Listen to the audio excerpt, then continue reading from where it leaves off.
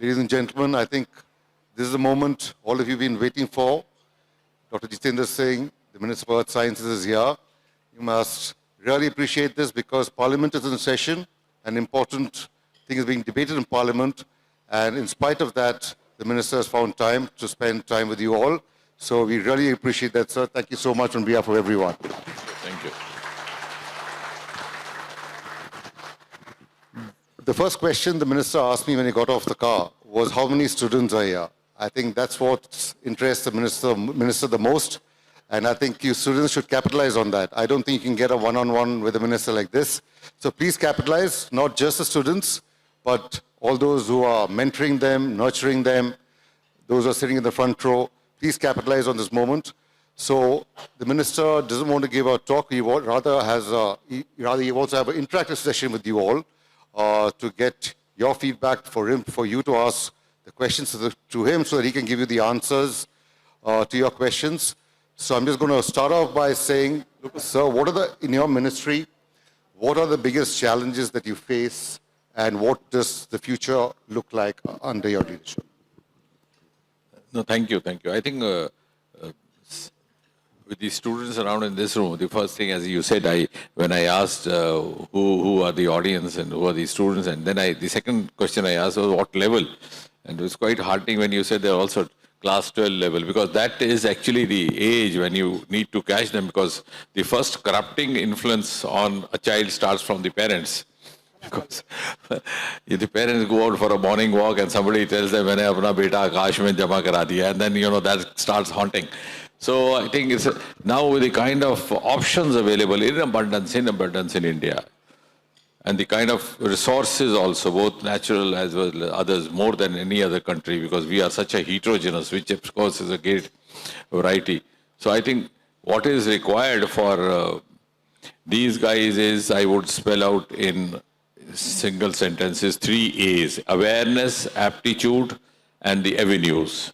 So it's a lack of awareness of what all is available. Many of them are not even aware, in spite of the fact that everything is available on this small gadget, but many of them don't even bother to see that, or they are not aware that it is to be seen.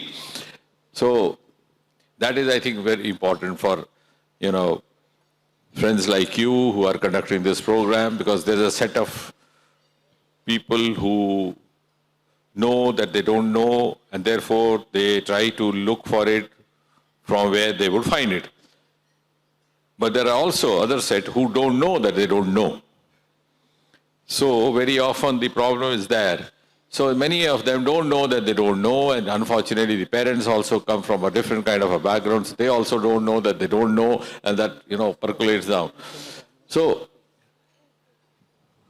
before I say what all is there to offer, I think this, and the kind of ecosystem that has developed in this country over the last 10 years under the present government has also unleashed several of the avenues which were tied down for a variety of reasons. Like, for example, it's a beautiful ecosystem between the science, technology, as you mentioned, also the education system.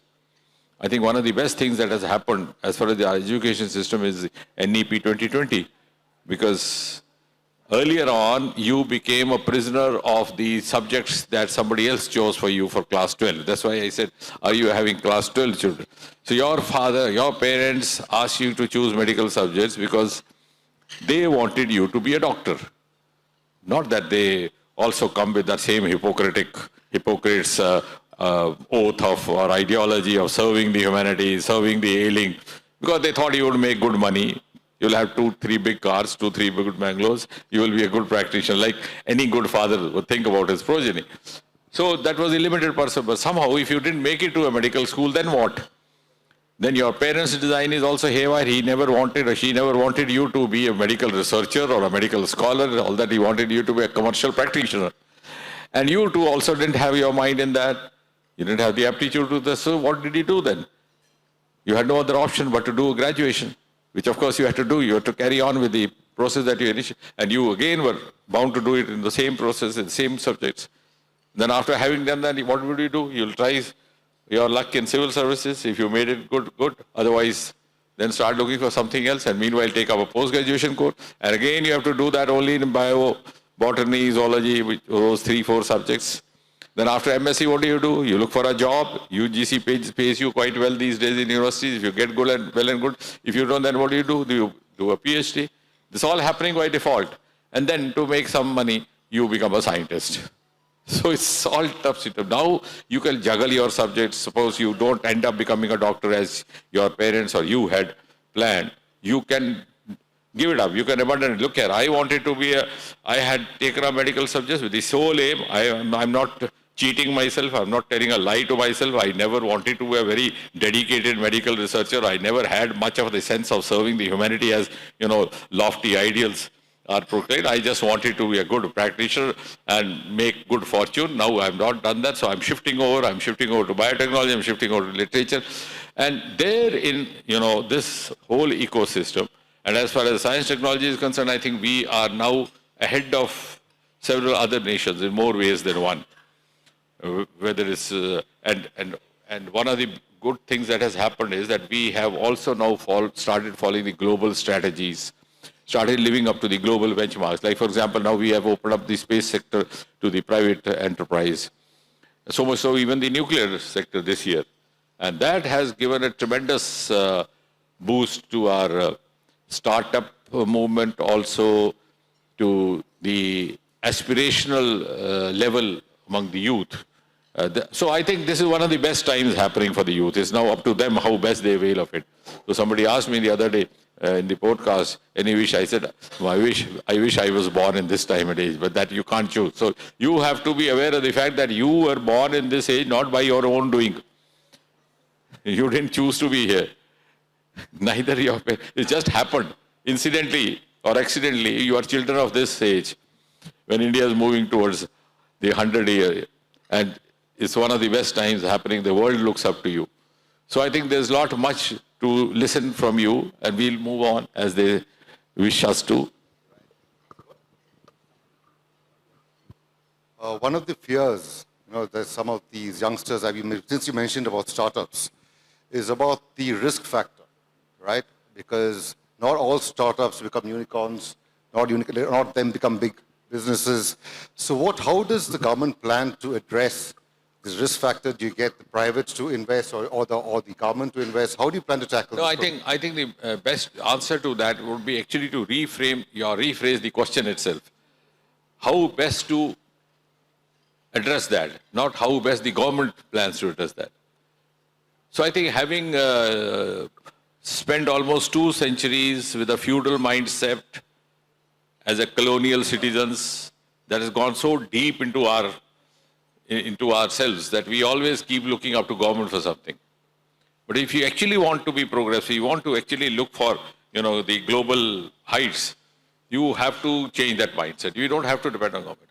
In fact, in most of the tasks in my constituency, I don't look at the government. So that's the one reason why we have now, the government also has, and thanks to Prime Minister Modi, because he's quite open to that once you are able to convince him about some kind of an idea. So we are now, the government has also opened up to the private sector. And if we have to move on from where we are, it can't be possible unless you integrate the private sector in a big, big way. So as you said, how to overcome the risk, or maybe in other words, how to make a startup sustainable startup. Because I agree with you, it is easy to start a startup, it's difficult to sustain a startup. And for that, you need to have industry linkage right from the beginning. You can even allow the industry to do a mapping and decide for yourself, determine for yourself, tell the government, look, these are the kind of projects we are looking for, because these are the takers now available.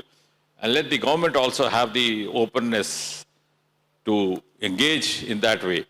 And once the industry is hooked on right from the beginning, then they will also own up that startup, also make sure that the venture is sustained. And that, as you said, would also, to a great extent, ensure a long-term source of livelihood, a long-term source of good fortune. Otherwise, being children of the same society, he finds somebody else doing very well. He said, hell with this startup, I'll better do what he's doing.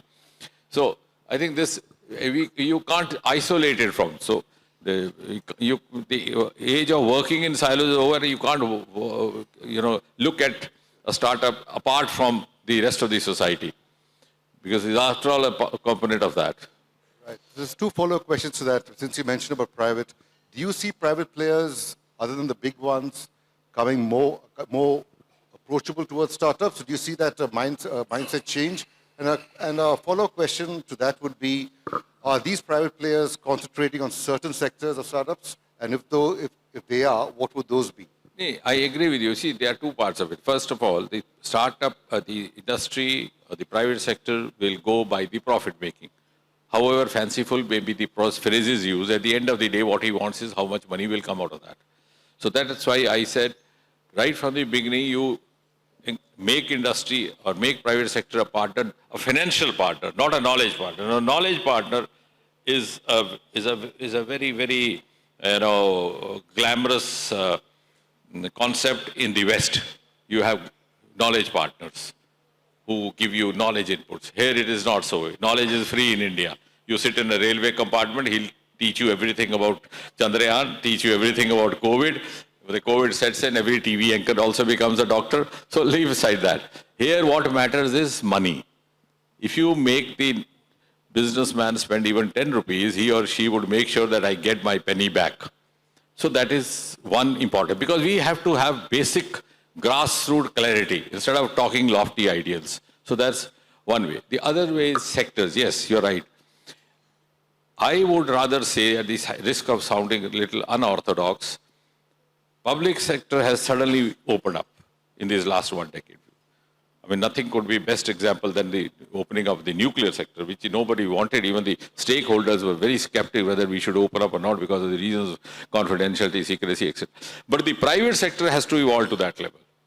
And for that, I don't even grudge private sector, because private sector never thought that suddenly under Prime Minister Modi, there will be a turnover like this. So they thought these are some of the sectors, like for example, space sector, we have nothing to do with that. For example, nuclear sector, we have nothing to do with that. So they did not equip themselves, they did not indulge in capacity building to actually engage themselves in those kind of ventures. Now, certainly when the nuclear sector opens up, obviously, as you rightly mentioned, we need to have some big industry houses to engage in the building of nuclear plants. Where do we get that from India? Similarly, for space, as we move on, we of course, in just 3-4 years, we have picked up in our startup movement. As far as space, we were just 1 digit, now we are more than 300. Space economy is gone. But if we tomorrow look for a new launching station, we have one in the government sector, Sriharikota. We are now also, construction work has started in Tuticorin district in Tamil Nadu. But where is the private sector who would be ready to do so? And that is why I think now the private sector also has to rise to the occasion. So to add to what you are saying, the private sector possibly was not prepared for this, but I'm sure this will happen in course of time. Because now we are moving in the same, pattern or the same strategy as is the rest of the world. Right. Another thing which the rest of the world, at least the West, something you're very interested in, and is something which is a very important point during elections, which is environment. Right. Today in India, I think the most important thing are freebies, not environment and other things. So as an environment thing, so we spoke about, the different things of environment being a major concern for people world over. And I think that was a big thing of discussion during the G20 meet about how, about the future of planet Earth. What's your vision for India and how are we going to address it? Because if you look at it today, I think there are some states which have made certain headway, whereas the other states have not even heard of the thing climate change. No, I agree with you. Of course, for the first time in the last few years, India has started addressing herself to these issues. Till about a decade back or so, the world thought that some of these issues like climate concerns, environment, global warming, all these were alien to the Indian thought and Indian mind. We were not even capable of thinking all that. Now it's no longer so. As you said, the G20, this is a theme. In the COP meeting, it was Prime Minister Modi who laid down the target of net zero by 2070. So we are now involved in all these movements. But then again, the difference, if you find, between what is happening over here and some other places is because, again, we are leaving everything to the government. We think the government will clear there. And what about us? It has to be a citizens' movement.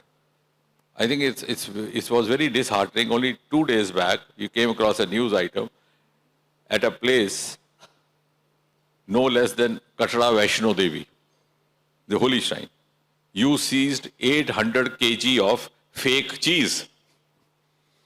So you are spoiling the environment, you are spoiling the human health, you are spoiling the ethos, and that too while sitting at a holy shrine.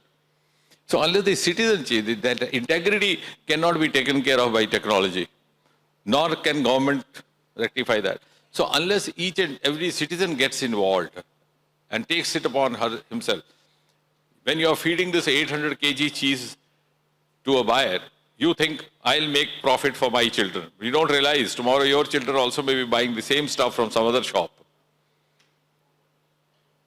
And upon that, just this morning I came across a news. I was little this, I was trying to do follow because I have that kind of a curiosity to get into the things. I then found that there were some 3,000 rasagullas, also fake, discovered. I said, oh, Indians are great inventors. So the point is, some of these concerns, these are concerns of the humanity. So they have to be taken like that. Some of the Western countries have done that. As you rightly mentioned, some of the states, some of the territories where the level of awareness, awakening, and also the level of internal evaluation of the self is more. I mean, what I am doing is not doing for someone else. Maybe I'm doing it for my own kith and kin, because they are also part of the same environment. They are also impactful of the same environment. So if you have that kind of an approach, which I'm sure it will happen because we are a young country, just 70, 75 years of democracy. We are just evolving. तो कहते हैं 3 पीढ़ियां लगती हैं संस्कार बदलने में.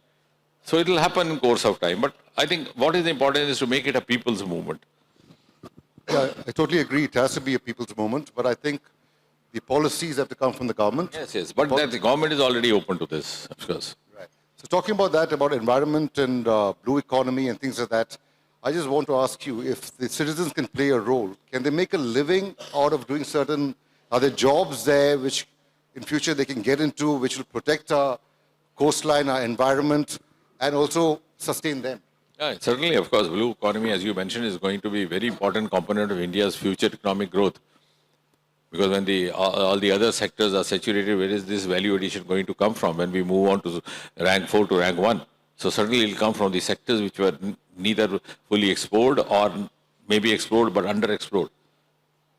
And we never even realized India has a coastal line which is as long as 11,000 kilometers.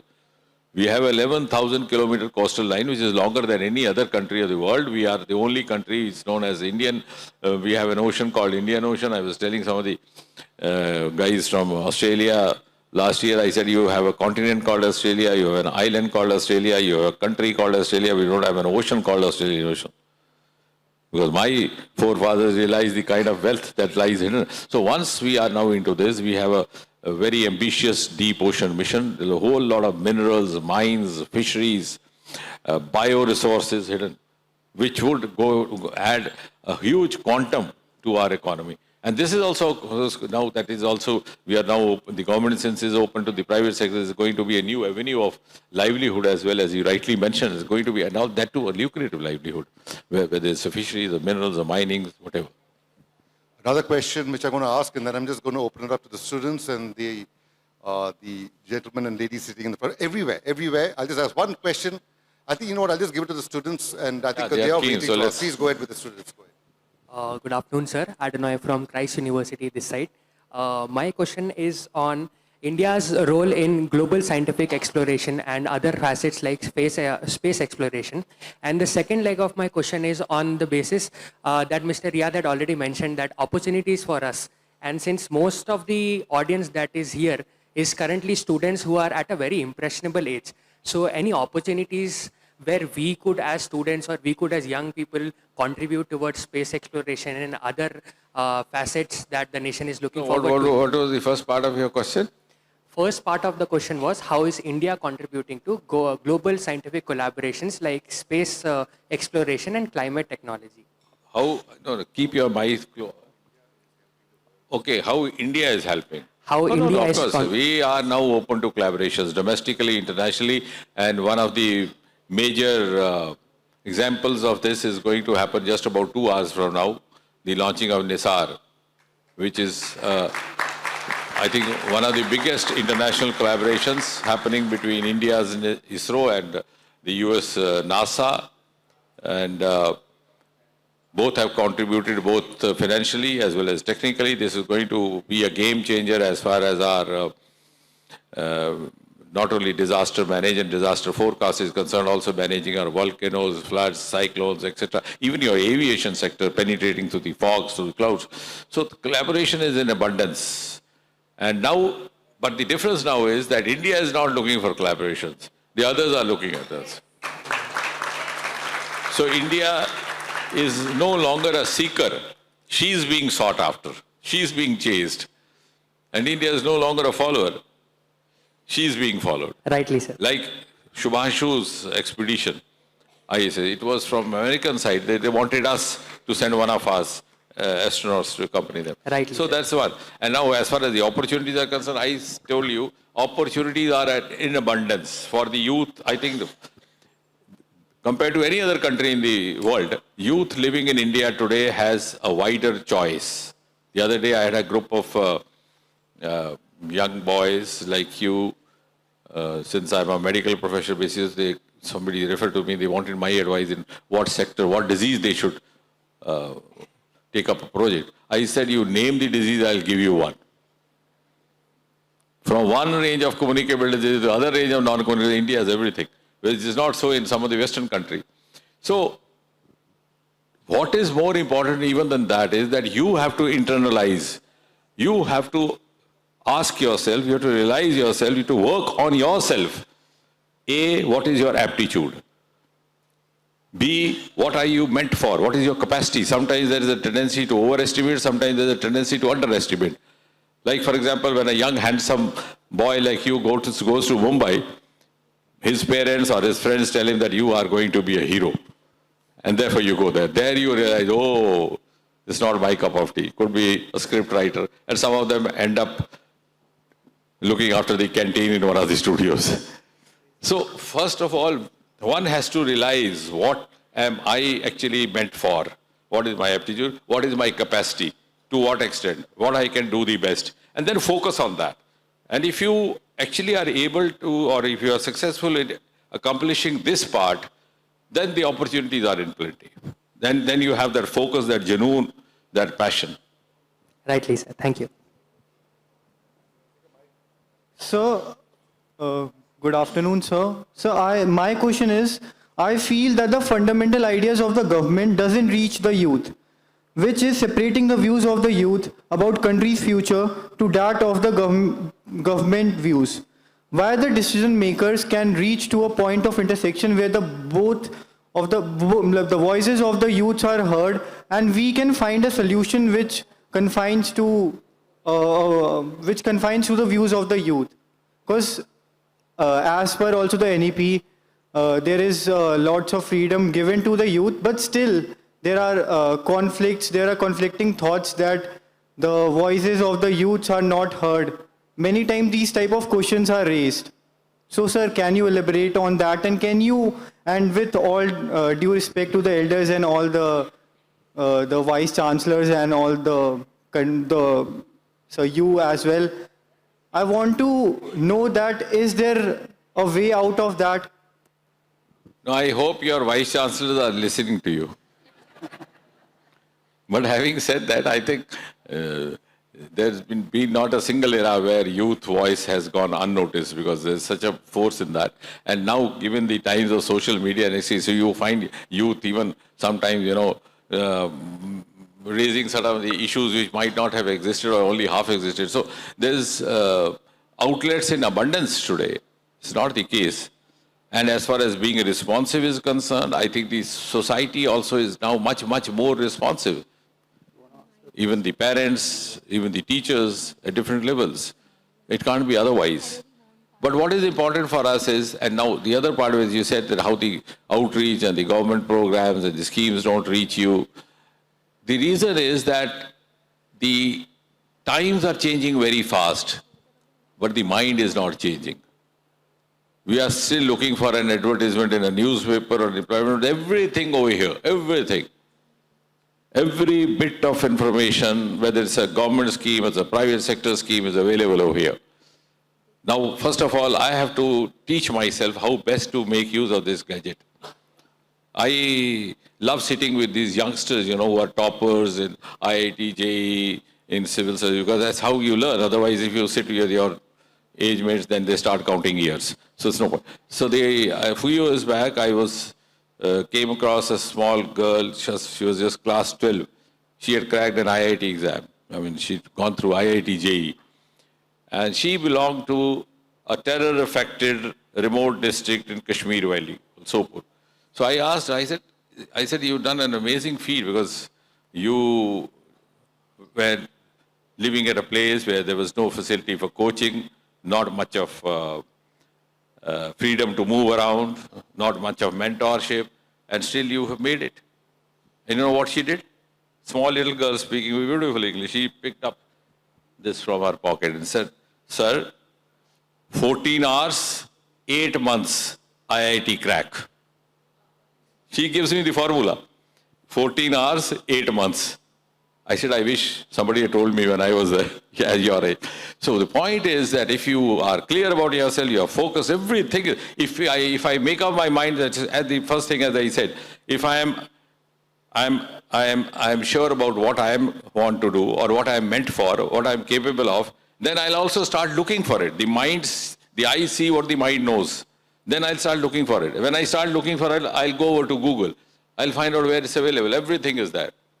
In some of the states where civil services are crazed, like for example, Bihar, now it's become almost an SOP. You have groups of boys who have their evening meal at home. And since many of them don't come from well-to-do families, and then they take their iPad or a mobile set to a railway station where the Wi-Fi is available. And then they spend 3-4 hours preparing for it. So I think the information flow and explosion is so much that it sometimes becomes a challenge, what information just to keep away instead of, getting distracted. Sir, my name is Salma Ilyas from Christ Deemed to be University, NCR. My question relates to the first part of your talk about startups and young minds. My question is, sir, what are the platforms that student innovators have where they can take their budding ideas forward, be it in the field of clean energy, quantum computing, or biotechnology? And can schools and colleges become incubation hubs? No, certainly, to that extent, I agree with you. It has to start from the schools and the colleges because that is the right time. And all these sectors that you have mentioned have their own set of opportunities, but of course, the trends keep changing. So are there any specific platforms that we can move towards? Yeah. Currently, the most sought-after sectors are, of course, biotechnology, which has suddenly come up in the last 3-4, particularly after this vaccine success and other things. Space is another. Now, as far as the platforms are concerned, again, if you spend just half an hour after this program, you will find out all the programs over here. Just tell them, I want to be a biotech farmer. You will find a platform called BIRAC, which is Biotechnology Industry Research Application Council, which facilitates your link up with the private sector, with the government sector. It's an interface. Similarly, if you say, I want to do a kind of a startup in space, what is the platform? Just feed in this. The reply would come in space. Again, an interface with everything there. There are platforms available actually from the government side. Similarly, also the incentivizing schemes. You tell them, I'm Salma, age what? 16? Sir, 23. No, I thought I would not displease you. Anyway, so if I say I'm Salma, I'm age 22. What are the incentivizing schemes for me in the government sector? Put this, it'll say WUSA 1, WUSA 2. You have especially women-centric incentives available for a class 12 level, for graduation level, for post, everything available. That's what sometimes I get restless when I find a youngster not making the optimal use of it. In fact, one of my followers, I once scolded him, I said, "Tu sara din wo badalta hai kya? DP. And I'm not sure for जिसके लिए बदलता है वो भी देखते कि नहीं. So do something better for you. So I think everything is available, and it's good that this curiosity urge has occurred to you, and this will take you to places. Thank you, sir. So I would like to elaborate the question. Like nowadays, you say that internet is a good platform, but it depends on the luck. If the thing we post gets, वो famous होती है या नहीं. So is there any chance that we link the schools and some scientific research centers like ISRO so that our decisions or our point directly reach the institution and that can be So implemented? that is, of course, that's good, but I think more important is to link them in the manner that the students get an exposure of what is happening. And we've already started it. There was a time whenever this launch happened at Sri Harikota, there was just a team of 10, 20 people sitting there.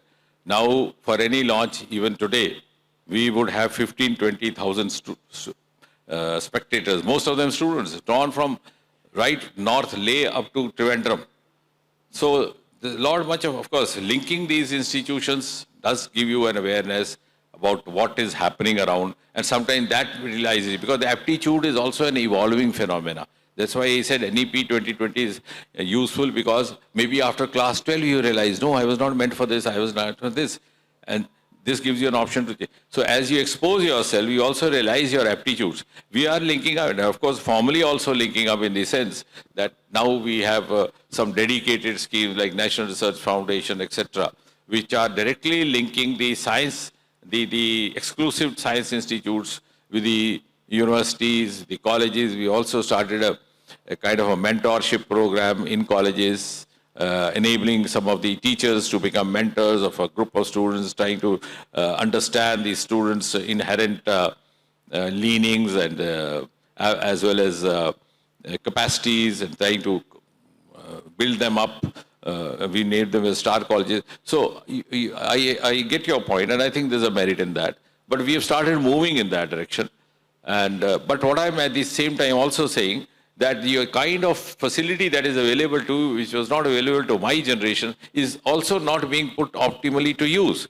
Like, for example, if I had to do a thesis, my guide would say, look here, this reference is available in so-and-so book. And this actually happened to me. Go and find it out in the British Council Library. So once I would go to the British Council Library over here, they would say, yes, we have this book, but the Consulate General Office in Calcutta has borrowed it for 3 months.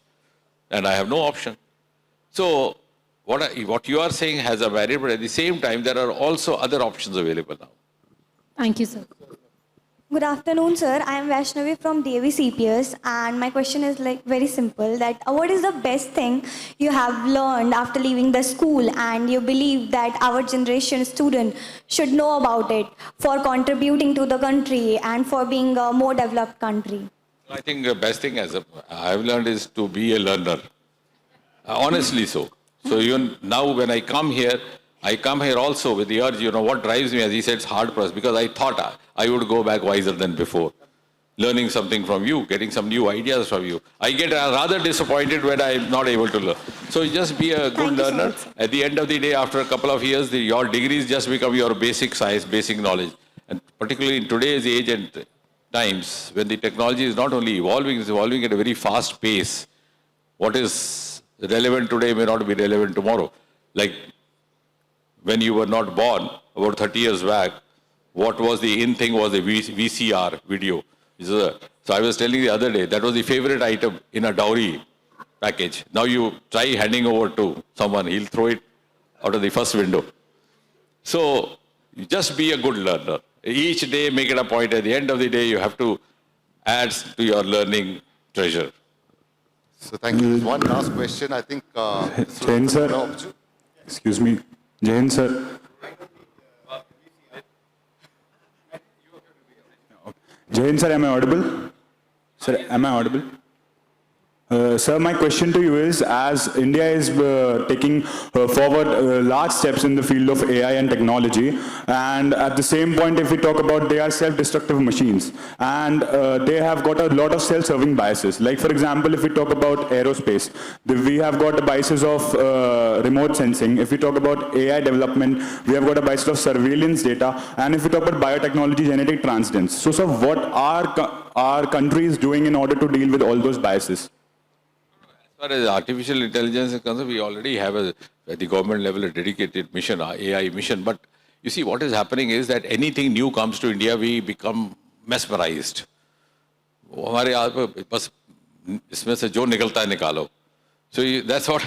So at today's time, this sounds very romantic. I would say no, this is AI driven. So suddenly the rating goes up. But at the end of the day, we'll have to evolve a hybrid model, which is an optimum combination of AI and HI. HI mean human intelligence. Otherwise, your intelligence will get hijacked. And we have actually practiced that because I was associated with the process of developing a technology-driven, AI-driven grievance system.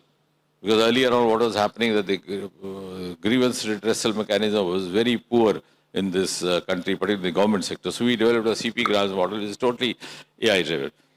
You file your complaint, in 5 days' time, you get the response. 95-98% disposal every week. So it proved to be very successful. The last year, about a year and a half back, I told the secretary, I said, the disposal rate is 100%, but everybody is going back with a long face.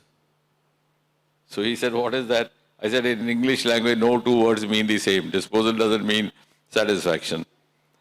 And in West, they have now started talking in terms of something called happiness index. So somebody who files a complaint, see, I file a complaint, why I'm not sitting in that seat? I can speak better English than him. I can speak faster than him. I can be more impressive than him. So what does happen? My complaint goes to the concerned, the head of the weak team. They write back, no, these are the qualities and considerations for which he is there, you are not there. So prepare yourself till that day, have patience, sit at home. But I don't feel satisfied. Hindustan mein to aise hi hai, sara jugaad hai. Ho gaya, jawab de diya. So what I the secretary says, what do you want to do? So last year, I actually introduced a human element to that AI driven. So at the end of the disposal of every complaint, once the complaint goes back, the disposal goes back to the concerned person, then a human voice calls him up, a boy or a girl. We didn't have a place in Delhi, so we hired a chamber in Noida. So he or she calls him up. Bhai sahab, kya hua? Pehla jawab hamesha ye hoga. I sat with those boys and girls. I said, pehla jawab yahi hoga. Sahab, kuch nahi hua. Humne sara duniya dekhi hai. Har jagah yahi hai. Har jagah chori hai. Har jagah ye hai. Sara. So just listen. Let the person get exhausted. फिर कहा अच्छा भाई साहब 2 minute बात करें अब ऐसा है कि देखिए ऐसा है ये तो ऐसा नियम है इसमें ऐसा होता है आप ऐसा करिए ये ऐसा विकल्प है so gradually it will be kind of a counseling also the other person will, because the redressal of the grievance doesn't mean redressal of the or addressing of the aspiration. So I think finally we'll have to evolve a hybrid model and we'll gradually learn in whichever project we are engaged in.